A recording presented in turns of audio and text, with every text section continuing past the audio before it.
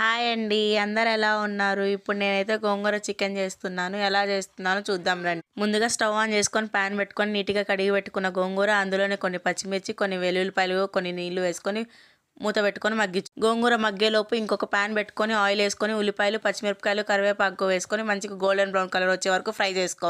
అందులోనే కడిగి పెట్టుకున్న చికెన్ వేసుకొని ఉప్పు, పసుపు కూడా వేసుకొని బాగా ఫ్రై చేసుకొని మగ్గించుకో. మగ్గేలోపు గోంగూరని మెత్తగా స్మాష్ చేసుకోవాలి. స్మాష్ చేసుకున్న గోంగూరని పక్కన పెట్టుకొని చికెన్లో కొంచెం అల్లం వెల్లుల్లి పేస్ట్, టమాటా వేసుకొని బాగా ఫ్రై చేసుకోవాలి. మేమైతే అలా ఫ్రై చేసుకున్న చికెన్ అయితే కొన్ని పక్కకి తీసుకొని నేను మా ఆయన అయితే తింటున్నామండి. మా ఆయన అయితే తింటూ తింటూ నాకు కూడా తినిపిస్తున్నాడు.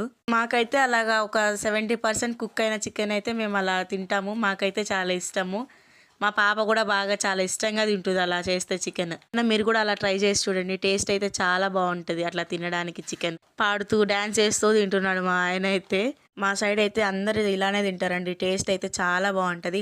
మీరు కూడా ఎప్పుడైనా ట్రై చేసి ఉంటే కామెంట్ చేయండి. మీరు ఎప్పుడు ఇలా తినకుండా ఉంటే ఒకసారి అయితే ట్రై చేయండి. టేస్ట్ అయితే చాలా